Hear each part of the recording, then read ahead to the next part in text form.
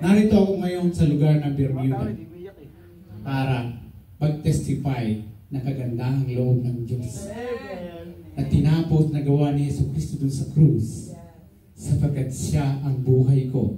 Siya ang buhay ng bawat isa sa atin. Amen. Ganon tayo mamahal ng Diyos. Binigay niya yung kanyang anak para sa bawat isa sa atin. At sa bawat masisiran pa ng salita ng Diyos na dadalhin niya sa lugar na ito upang madagdagan ang pagpupuri at pagsamba sa ating Panginoong Hesus. Amen! Amen! Hallelujah! Palakpakan po natin ang ating Panginoong Hesus. At ngayon po ay darako tayo ngayon sa pakikinig ng salita ng Diyos. At sabi nga ng Romans, ang pananampalataya ay nakukuha sa pakikinig at pakikinig ng salita ng Diyos. Diba? Kapag merong nangangaral, merong nakikinig, at merong nakakaunawa ng salita ng Diyos. Sapagkat ang salita ng Diyos ay buhay. Amen! Amen! Praise the Lord! Kaya palakpakan po natin ang Panginoon sa buhay ni Pastora. Wala po ba nakalagay sa ano? Wala? Wow!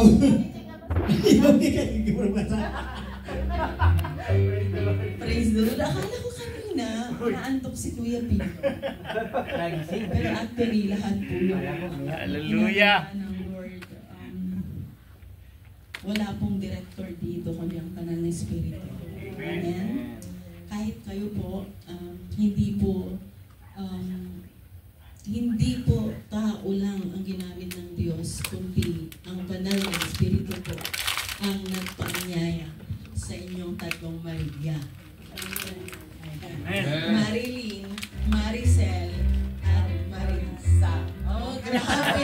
Ito, sabi ko kanina, nagagalak yung puso ko kasi sabi ko lasing na lasing ang mga ito kahit yung mata. Hindi maikubli, antok na antok ang mga mata. Pero ba't ang labi?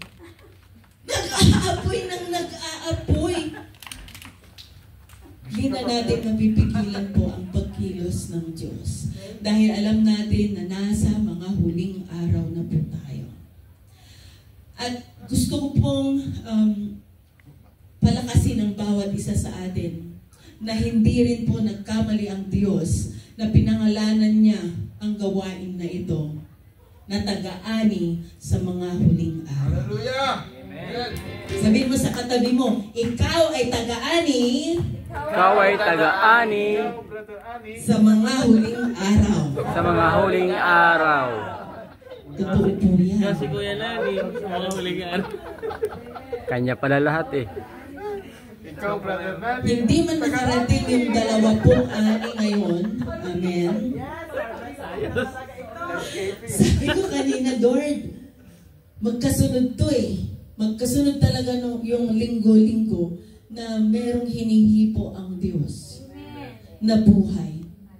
At sasabihin ko po sa inyong tatlo, ang Diyos na buhay, ang siya pong nagbigay paanyaya sa inyo. Amen.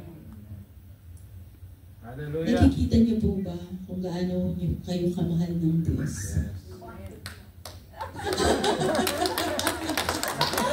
Dinala po kayo ng Diyos dito dahil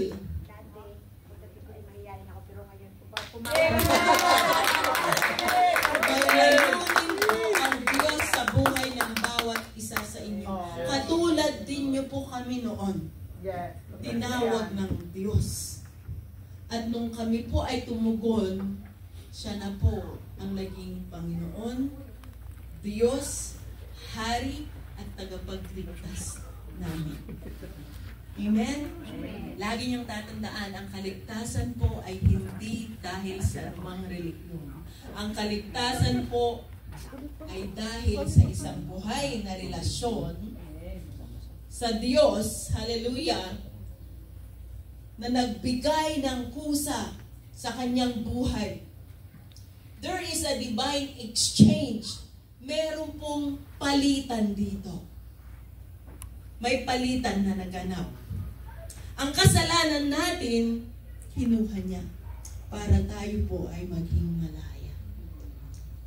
Lahat ng ginagawa po ng Diyos ngayon sa ating paglilingkod sa Kanya. Actually, para sa atin pa rin. Ngunit ang isang bagay na kailanman hindi mo pwedeng ipadala o ipakiusap sa katabi mo, pwedeng ipag-worship mo ako. Hindi pwede yun.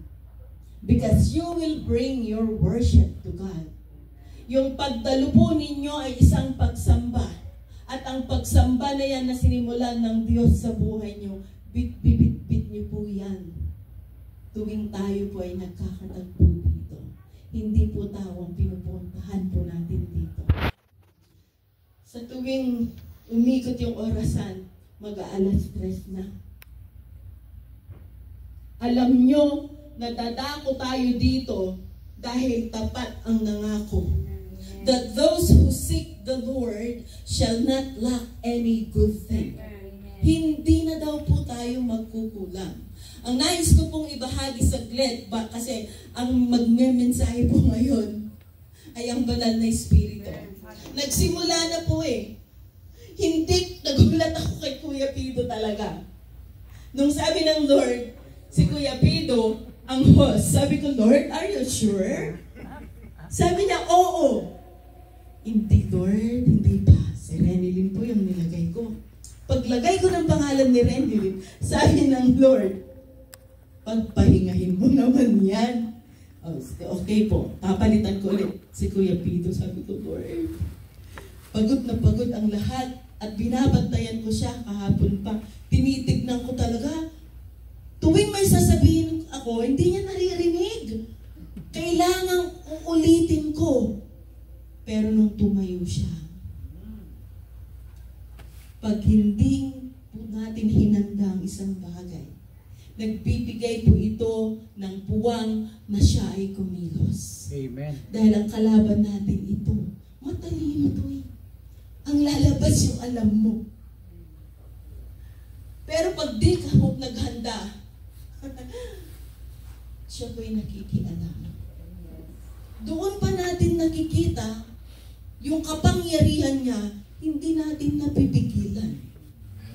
Amen? Amen. So siya po, pero bibigyan ko lang po kayo ng isang encouragement this afternoon po. Kung pupuklatin natin ang memorya na po ng karamihan ito sa atin. Buklatin niyo po ang nangako po kami ng video. Tama po ba? May assignment po kayo. May Bible ka na, Sister Marisa? Wala din, so dalawa na sila. Kayo po, ilan po? Tatlo? Akala ko tatlo, sasabihin ko sana ibahagi niya yung dalawa dun sa dalawa. But anyway, check ang oras, 4:29. Tama ba? Yes. Natutuwa talaga ako sa retreat na yun. Kasi yung slide na sinasabi ni Pastor Albert, si Kuya Michael, tinatawag kami sa kusina. Sabi niya, hey Mary, come on! You need to try it!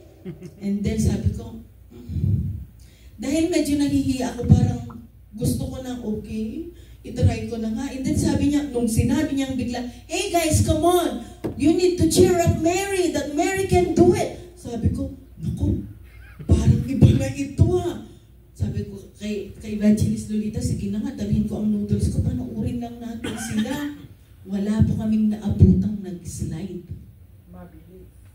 Wala talaga kaming naabutan sa kanila. Ilang minuto lang naman nung tinawag kami. Ang una pong nasalubong ko, ang mag-amang si Micah at saka si Nathaniel. Sabi ni Micah, nung nasa gitna na si Nathan, ayaw na niyang bumitaw. Sabi ko, okay, 1 point. Sumunod si Ate Bio at saka si Sister Edwina, who is 65 years old this November. Siyempre, payat niya talaga. Dahil si Sister Edwina, senior citizen. Alam niyo po yung slide, napakataas. At mula sa dulo nung slide na yon, malayo-layo pa dun sa tubig.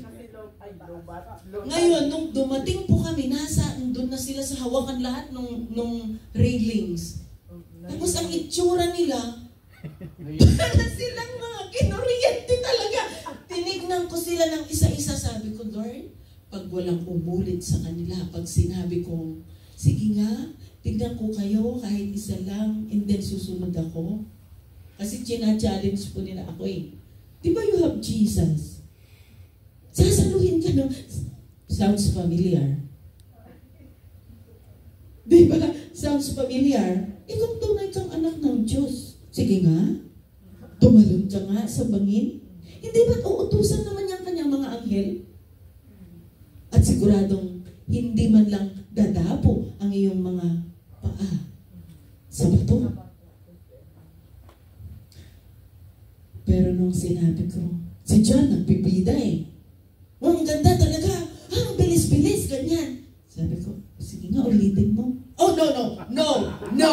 Sabi ko, ang bata hindi magsisinungaling. Pupunta ngayon ako sa mas matanda. Si Kuya Michael, can you do it again? I would like to watch. Sabi niya, oh no, Mary, no. Sabi ko, ito na. And then itong si Kuya Albert, si Pastor Albert, excited. Sabi niya, na-video ko talaga. Sinag-video sila, na-video ko. Nung pinanood ko po, sabi ko, nasa para siyang langgam paliit. Hintayin nyo, dyan. Hintayin nyo, sabi niya gano'n. Pagtingin namin yung langgam, dumiretso na shoot. Sabi ko, oh no! Grabe, ang bilis. Ang bilis. At sabi ni Pastor, hanggang ngayon, nahihilo pa rin siya. Congratulations po sa mga nag-try. Hallelujah. Akala kasi straight eh. Straight eh. Ganun eh. Alam niyo, sabi po nung mga nagpantay po yung mga lifeguard, are you sure that that's it? Just imagine, pumunta pa sila para bantayan po tayong mag-slide. E di ba sabi ni Pastor, sige, ipag-slide ko kayong lahat. Ilan sila? I'm sorry guys. Okay lang. Nanawaan namin. Akala ko straight eh. Ganun lang eh. Ganun lang. Okay lang eh. Ganun eh. Masarap pong Yung mata ko gumagano. Masarap pong magano. Ganda hilo-hilo na ba? Pastor, isend mo sa akin, ilipat natin doon, napanuorin namin yung pag-slide mo. Ano ka ganun ako?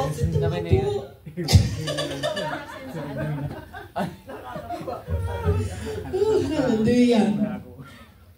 So alam nyo, Pero babalik November. babalik Ito naman tayo yung sa sakto eh. November. Tayo yung By that time, dapat nakalive na kayong dalawa. Hallelujah. Ang saya-saya. Amen. So, pahapyawan ko lang po kayo and then tatawag po ako ng ilan po sa inyo mamaya para magbigay po ng Kala ko dalawa. mensahe sa Banal na Espiritu. Siya po ang magtuturo. Amen. Si Evangelist Lolita kanina, hindi naman yan nag-exhort ng katulad kanina. Alam kong may apoy siya. Pero kanina apoy talaga. Apoy na apoy. Amen? Praise the Lord. Okay. Sa John 4, alam natin ito, nang maalaman nga ng Panginoon na nabalitaan ng mga Pariseo na si Jesus ay gumagawa at bumabautismo ng lalong maraming alagad kaysa kay Juan. Remember po, si Jesus at saka si John the Baptist ay halos magkasabay na ipinagbuntis ni Mary at saka ni Elizabeth. Amen? Si Elizabeth at si Mary po ay magpinsan. So hinanda ng Diyos ang daraanan ng Mesyas na si Jesus sa pamamagitan ng pagkasilang muna ni John the Baptist. Dahil siya po yung sisigaw at magsisilbing forerunner. John the Baptist is the forerunner of the Lord Jesus Christ. Susuguin niya muna siya and then susunod ang Mesyas. Yan po yung design ng Lord. So, Dito pa lang makikita nyo na medyo may marites na. Kinukumpira na nila yung pagbabautismo. Bakit daw mas maraming binabautismohan nino?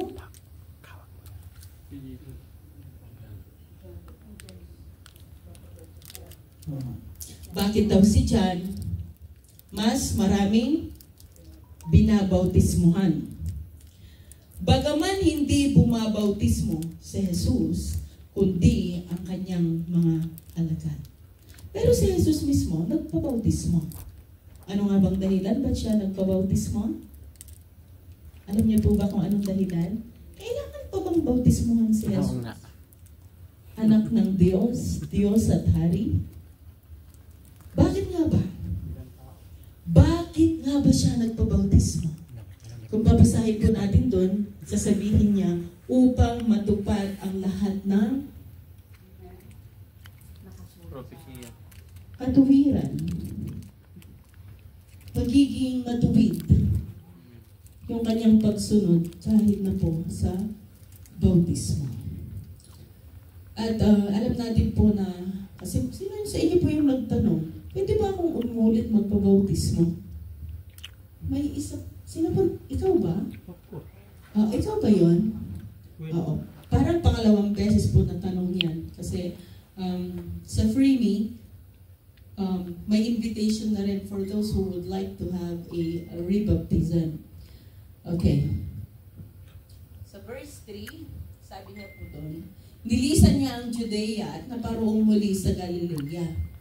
At kinakailangang magdaan siya sa Samaria. Alam niyo na to, no? Katatagpuin ni Jesus ang isang babaeng Maria. Marisa? Miri.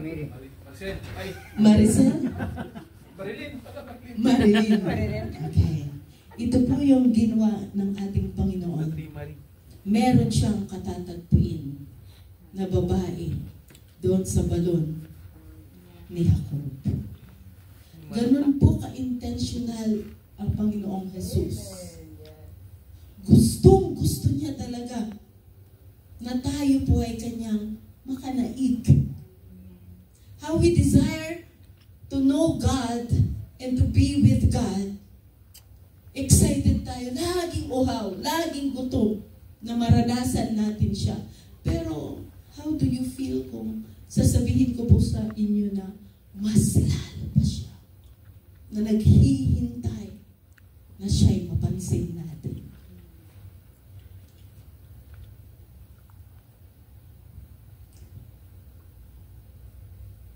Sumapit nga siya sa isang bayan ng Samaria na tinatawag na Sychar, malapit sa bahagi ng lupang ibinigay ni Jacob kay Jose na kanyang anak. At naroon ang balon ni Jacob. Si Jesus nga, nang napapagod na sa kanyang paglalakbay, ay naupong gayon sa tabi ng balon. Mag-iika-anim na nga ang oras. Dumating ang isang babaeng taga Samaria upang umigib ng tubig.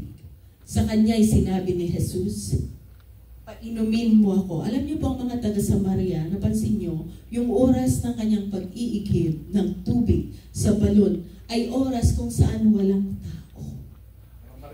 Pinipili niya na pumunta po upang sumalot ng tubig kung saan walang mag-i-issue at mag-chichismis kung anong klase siyang babae. Nag-iingat. Hallelujah.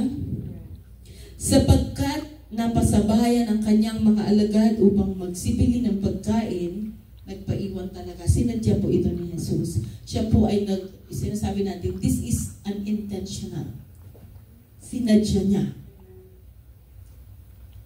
Sinabi nga sa kanya ng babaeng Samaritana, paano nga ikaw na isang Hudyo ay humingi ng maiinom sa akin na ako'y babaeng Samaritana? Kasi bawal.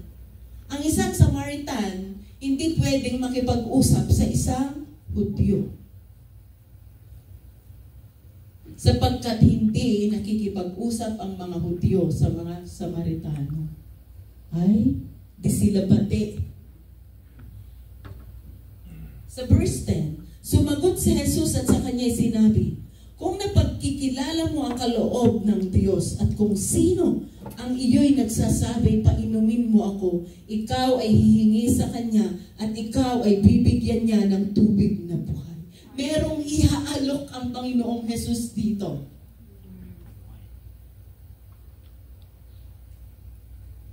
Kung kilala mo lang kung sino ngayon ang makikipagtagpo sa'yo. Kung kilala mo lang kung sino ngayon ang kausap mo, babaeng Samaritana. Sinabi sa kanya ng babae, Ginoo, wala kang sukat isalok ng tubig, wala kang ang pitsil, wala kang ang baso, wala kang ang mug, wala kang ang timba, at malalim ang balon, saan nga naroon ang iyong tubig na buhay? Aba, talaga naman si Samaritana, no? May punto. Sinasabi mo na kung nakikilala mo ako, ay baka humingi ka sa akin ng tubig na magbibigay buhay. So sinagot po siya naturally ng babae. Alam niyo man tayo mga babae, di ba? Di po tayo nawawalan talaga ng reasoning. Amen, mga babae. Amen. Di ba? Meron at meron po tayong puso. Sa verse 12, sabi niya po, dakila ka pa, baga sa aming amang si Jacob, na sa amin nagbigay ng balon at dito'y uminom siya, at ang kanyang mga anak, at ang kanyang mga hayop. I-mark niyo po ito. Yung well ni Jacob na yon, bring a well of revival. A well of revival will always be a well. Ang isang balon. Tanong ko po sa inyo, saan niyo nararamdaman at nararanasan ang pagkilos ng banal na espiritu? Sa parte ng inyong katawan. Yung mga nagkaroon ng encounter ng may worship explosion po tayo kanina. At in-intention nyo nakatagupuin po siya. Saan nagsimula yung pagkilos ng banal na espiritu? For out of your belly will spring what? A well of living water. Oh, yeah, living water, yes. Kaya pag kumilos ang banal na espiritu, magsisimula po yan sa belly po natin. Kaya pag nangusap ang banal na espiritu, asan yung tinig? Andito yung tinig. Ganun po kalalim. Sa 13, sumagot si Jesus at sinabi sa kanya, ang bawat uminom ng tubig na ito ay muling mauuhaw. Datapot ang sinumang uminom ng tubig na sa kanya'y aking ibibigay ay hindi mauuhaw magpakailanman. Ngunit ang tubig na sa kanya'y aking ibibigay ay magiging isang balon ng tubig na bubukal sa kabuhayang walang hanggan. Di po kayo excited? Tayo po ay inaanyayahan ng Panginoong Jesus na uminom sa bukal ng buhay na nagbibigay po ito ng eternity. Ang buhay natin sa mundo po ay natatapos. Temporary lamang. Kung may nararanasan po tayong mga problema, it will not last long. Hindi po yan magtatagal. Kaya nga ginawa niya ang araw, hindi lahat Martes, hindi lahat Biyernes. Meron siyang Lunes, Martes, Merkules, Huwebes, Biyernes, Sabado, Linggo. Ano yung kantang yun, Kuya? Lunes. Ay, hindi! Sa linggong pag-ibig. Ba't yun ang lumabas sa inyo? Natatandaan mo yun, Pastor? Kada Lunes, Martes, Merkules, Huwebes, Biyernes, Sabado, Linggo. It's a joy To be a Christian. It's a joy. Bakit naging gano'n? It's a joy. Naragsapi at Kristiyano, naragsak tiyak Kristiyano, naragsak tiyak Kristiyano, naragsak. Kada Lunes, Sabado, Domingo, naragsak, tiyak Kristiyano, naragsak. Oh, kayo naman po yung kanta na kanina. Lunes, Sa linggo lang, Pastora. nang tayo Prank lang yun. magkakilala. Prank lang yun. Prank pa yan. Alam niya tuno. Isa prank. Pastor Albert, Pinapasko na yun. purihin ang Diyos sa buhay mo. Pasawin na yun, Pas. Napapahagak mo ako tuwing nandyan ka. Salamat. Hindi po kasi ako laging humahagak-hak. Amen. Hallelujah. Yan ang buhay Christian. Joy. Hallelujah. Bawing-bawi talaga si Amen. Pastor. Sinabi sa kanya ng babae, Ginoo, ibigay mo sa akin ang tubig na ito upang ako'y huwag mauhaw, ni pumarituman sa ganito kalayo upang umigib pa. Hindi naiintindihan ng babae tuwing sumasagot. Natural ang sinasabi niya. Buhay na walang hanggan ang sinasabi ng Panginoon. Ang sinasabi niya, sige, bigyan mo na ako nang di na ako magsalok dito. Pagod na ako nagsasalok eh. Pagod na ako sa mga nararanasan ko sa buhay ko. Sa pang-aabuso, sa kalungkutan, sa lahat. Pangalanan niyo yung nararanasan natin na nakakapagod na rin.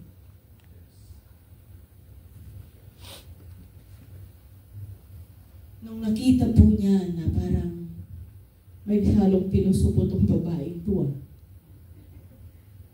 sasabihin ko na nga walang hanggang buhay yung idudulot ng tubig na ibibigay ko. Sinasagot ako nang hindi na daw siya magsasalok.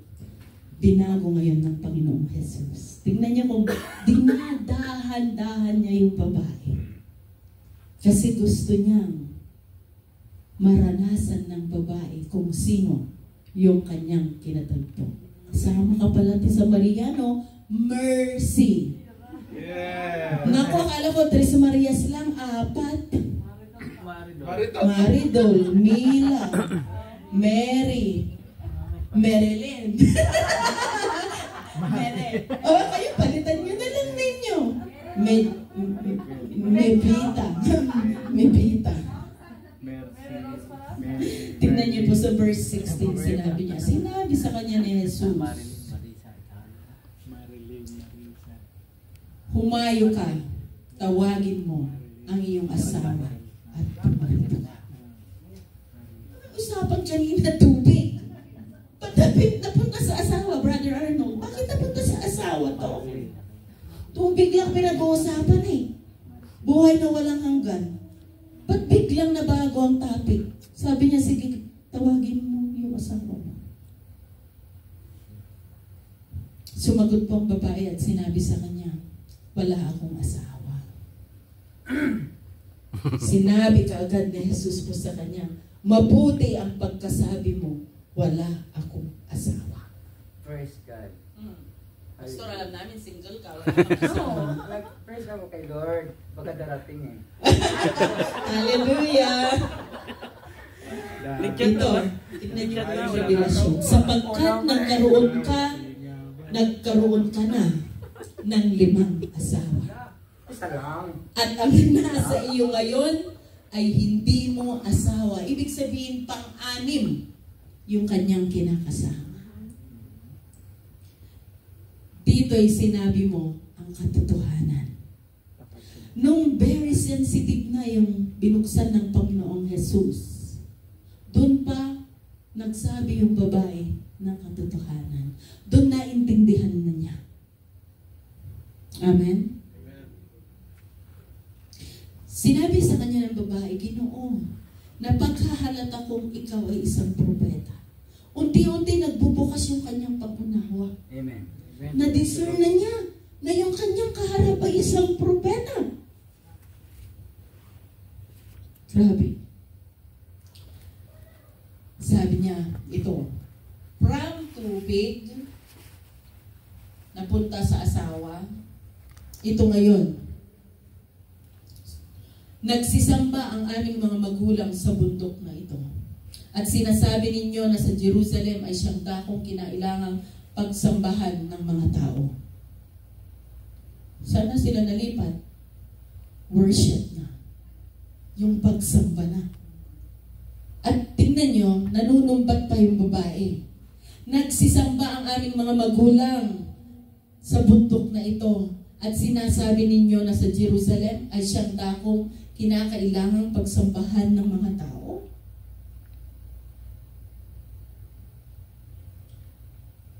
Sa kanya'y sinabi ni Jesus, babae, paniwalaan mo ako, na dumarating ang oras na kahit sa bundok na ito, ni sa Jerusalem, ay hindi ninyo sasambahin ang Ama. Sinasamba ninyo ang hindi ninyo nalalaman. Sinasamba namin ang nalalaman namin, sapagkat ang kaligtasan ay nanggaling sa mga Hudyo. Na-touch na po nila from worship, napunta na sila sa kaligtasan na siya. Salvation. Tignan niyo po yung encounter ng babaeng ito sa Panginoong Jesus. Ang daming nabuksan. Datapwat dumarating ang oras at ngayon nga nasasambahin ng mga tunay na mananamba ang Ama sa Espiritu at katotohanan. Sapagkat hinahanap ng Ama ang mga gayon na maging mananamba sa Kanya. Ang Diyos ay Espiritu. Amen. At ang mga Kanya'y nagsisisamba ay kinakailangang magsisamba sa Espiritu at katotohanan. Amen. Sinabi sa kanya ng babae, nalalaman ko na paririto ang Mesyas, ang tinatawag na Kristo. Na pagparito niya, ipapahayag niya sa amin ang lahat ng mga bagay. Look at this. Sabi po ng Panginoong Jesus, ako na nagsasalita sa iyo ay siya nga. Amen. Alam po ng babae na may darating na tagapagligtas. Amen. Gaano ka-espesyal ang babaeng ito na ipapahayag mismo ni Kristo na siya yung Mesyas. Napakapalad po niya. Wala po sa atin ang nakakakita kay Kristo. Ngunit ang katabi mo, nakikita mo, who represent Christ. Ang pagiging Kristiyano po ay pagsusuot kung sino si Kristo sa buhay natin. Amen. Isinusuot pala natin si Kristo mismo upang siya po ang makita at maging tanglaw ng buhay natin. Amen. Amen? Amen. Hallelujah. Ate Marlene, Ate Maricel, at Ate Marisa. Yung ganda niyo pong yan, hindi yan po yung katotohanan kayo. Sa loob po ninyo, yan ang totoong kayo. Meron po tayong kaluluwa. Amen? At may espiritu po dyan. Nilagay ng Diyos. Para kahit walang nagtuturo po sa atin, siya po yung nagtuturo at nakikipag-usap. Amen. At siya rin po yung mga sumagot sa panalangin sa bawat iyak mo, Ate Marilyn. Yes. Praise the Lord. Malayang-malaya, Sister Marilyn, na maglingkod kay Lord. Amen. Kasi ang nakatapos na lahat ang mga anak niya. Hallelujah. Si Ate Marisa naman, may 3 pa. Pero alam niyo po ba, yung katulad ng tanong ng Panginoong Jesus, babae, kung alam mo lang kung sino ang kausap mo, at pag hiningi mo ang tubig at tinanggap mo ito, wala ka nang problemahin. Same with the Lord Jesus Christ. Na andito po tayo para sa ikabubuti sana ng kinabukasan ng ating mga anak. Purihin ang Diyos sa mga ilan po sa inyo na napagtapos niyo na sila. Amen. Pero huwag niyo rin pong iwanan na may buhay po kayo at nais ng Diyos. Yung mga natitirang buhay po natin ay gamitin natin upang lubusang maging ganap ang layunin ng Diyos sa buhay mo, maging ang iyong pamilya. Amen? Amen. So ang banal na Espiritu po ang magtuturo sa atin kung paano siya sambahin. Hallelujah. Wala pong higit na mahalaga, kundi ang makanaig po natin, maranasan natin ang pag-ibig ni Kristo na namatay para sa atin. Ang kaaway po ay totoo. Sa John 10:10, ang sabi niya po doon, the thief cometh but to kill, to steal, and to destroy. But Jesus came to give you life more abundantly. Amen. Laging kakontra. Pero totoong meron. Alam mo bakit galit na galit ang kaaway sa atin? Alam niyo po bang pangalan ng kaaway? Ate Marlene, alam mo ba? Sino po? O, si Satan daw. Ate Mercy, no? Si Santa. Ano pong pangalan niya? Okay? Ano pong pangalan ng pinakamagandang anghel sa langit? Lucifer. Okay. Si Lucifer po ay isang worship mismo sa kalangitan. Alam niya po bakit siya hindi napatawad? Papantayan niya ang Diyos. Sa tingin niyo, bakit po siya hindi pinatawad ng Diyos? Doon siya galit na galit eh. Bakit yung tao nagkasala, nagrebelde, di ka nga sinasamba? Nung humingi ng tawad, pinatawad mo, binigay mo pa yung bugtong mong anak. Bakit nung ako ang nagkamali, di mo man lang ako binigyan ng second chance? You know why? Because Lucifer knows all the secrets of God in heaven. Alam niya lahat. At itong matindi, namamatay ba ang anghel? May kamatayan po ba ang anghel? No. Nasa ano na sila, yung mga fallen. They are, Pero di sila namamatay. yeah, Mortal sila. yeah. At may dugo ba ang anghel? No. Wala po. Tayo ba may dugo? Oo. At yung dugo ni Kristo Yes. ang naging bayad upang tayo po ay maligtas. Amen. Hindi po tayo binili lang ng kung magkanong milyon. We are purchased by the precious blood of the Lamb. Yes. Amen. Ganun po kahalaga tayo. Amen. Ate Mercy, God had never forgotten you, Ate Mercy. A life that is happier was given to you through the Lord Jesus Christ. Siya po yung magiging kasama mo, Ate Mercy. Amen. Huwag kang matakot sa ating pag-advance sa edad. Pagkasama na natin yung nangako po sa atin ng buhay na walang hanggan. At huwag din po tayo matatakot mamatay. Dahil ang kamatayan, the absence of the body on earth is the presence with the Lord. Amen. Kaya mapalad po yung mga tumanggap kay Lord. Handang-handa na. At sila po ngayon ay nawala na dito. Kasi tayo pong naiwan, din natin alam ang ating mga haharapin pa. So, let's end up po with this prayer. Hallelujah. Shall we all arise? Lord God. Panginoon, dama po namin ang iyong pagmamahal. Yes. Dama po namin, O Diyos, kung gaano mo po pinapahalagahan ang isang katulad namin. Ngunit dahil ang anak mo po ang nagsakripisyo para sa amin, hindi mo na po kami tinitignan na isang makasalanan. Amen. Because in that cross, Yes. there is a divine Hallelujah. exchange, O God. Hallelujah. Inako na ng iyong anak ang aming mga kasalanan. Amen. Kasama na po itong napako. Hallelujah. At ang gagampanan na lang po namin, O Diyos, ay panatilihin po ang aming kaligtasan sa pamamagitan, O Diyos, ng aming pananampalataya sa iyo. Na bagamat di ka namin nakikita, O Diyos, ng mukhaan,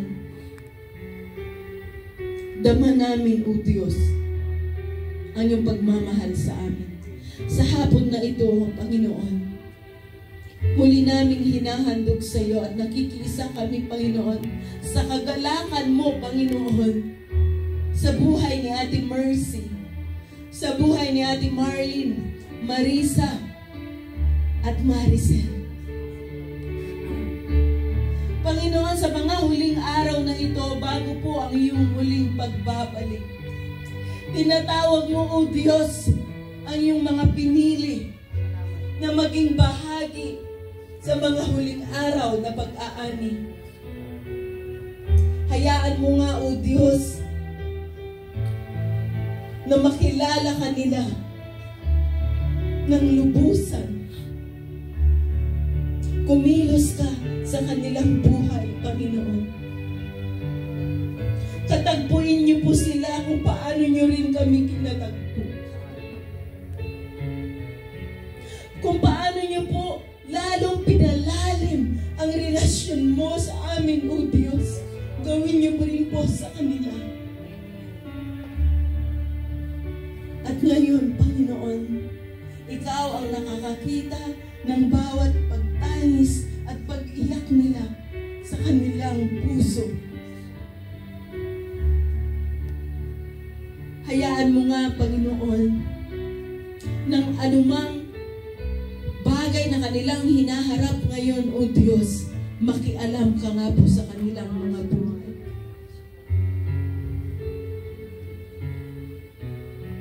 At hayaan mong maranasan nila na ikaw ay tunay na buhay ng Diyos. Na ikaw pala ay nagsasalita. Hindi lang sa pamamagitan ng nakasulat mong mga salita, O Diyos. Naririnig namin ang iyong tinig. Panginoon, pinapasakamay po namin sila sa iyo. Wala po kaming ibang pwedeng gawin, kundi ang ituro ka na Diyos na kailangan po nila na humukay ng sarili nilang balon at doon uminom. Meaning, O God,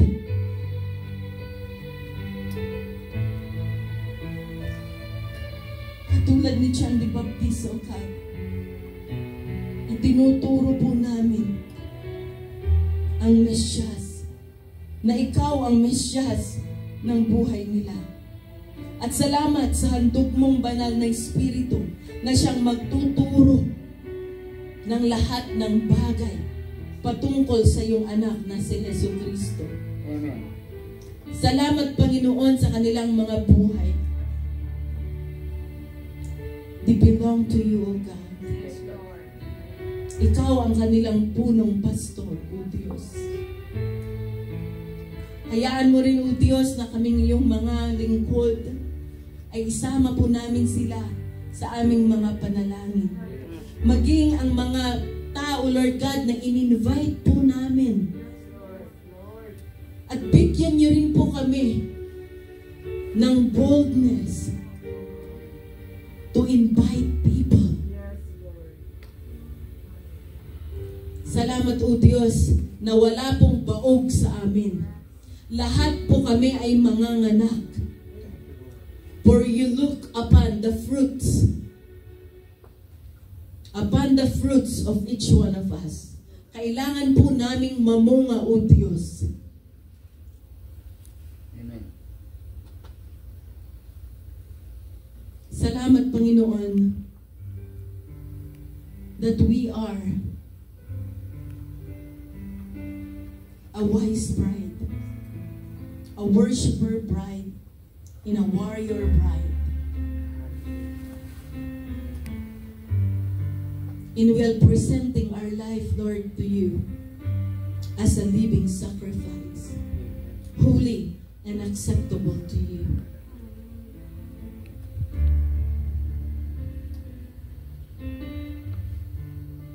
we still desire, Lord, that water, yung tubig sa bukal na nagbibigay ng buhay na walang hanggan. Salamat na hindi pala namin matatagpuan ito, Panginoon.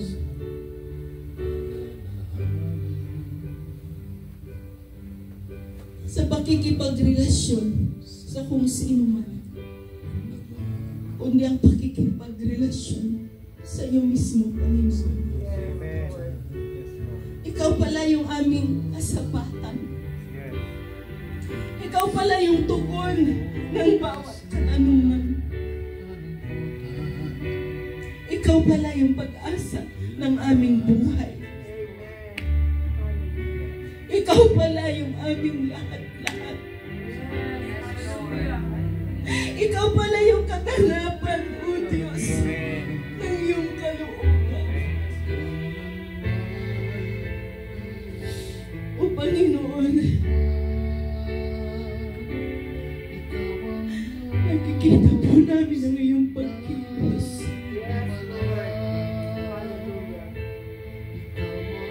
Hinihiling namin sa hapon na ito, Panginoon, ang ganap na kalooban mo sa bawat isa sa amin. Buksan mo ang aming mga mata. Buksan mo ang aming pangunawa. Buksan mo ang aming mga tenga. We doesn't desire not only your hand, O God, we desire to see your face.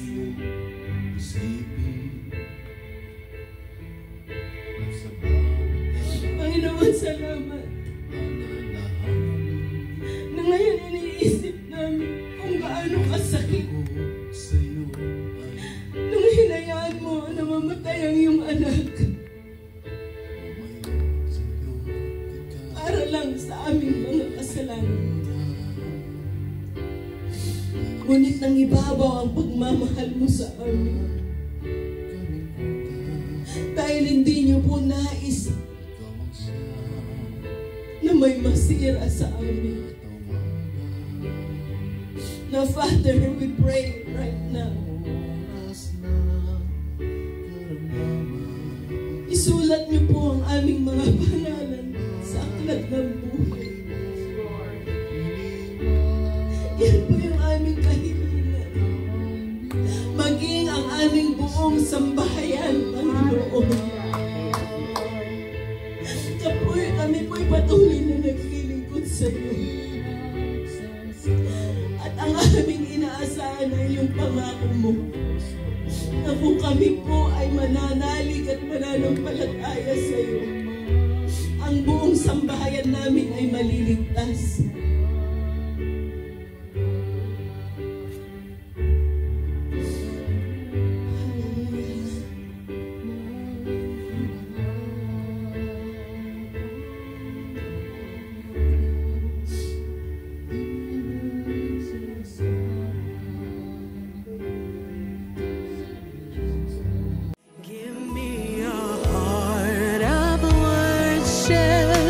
That trembles at your word, a heart that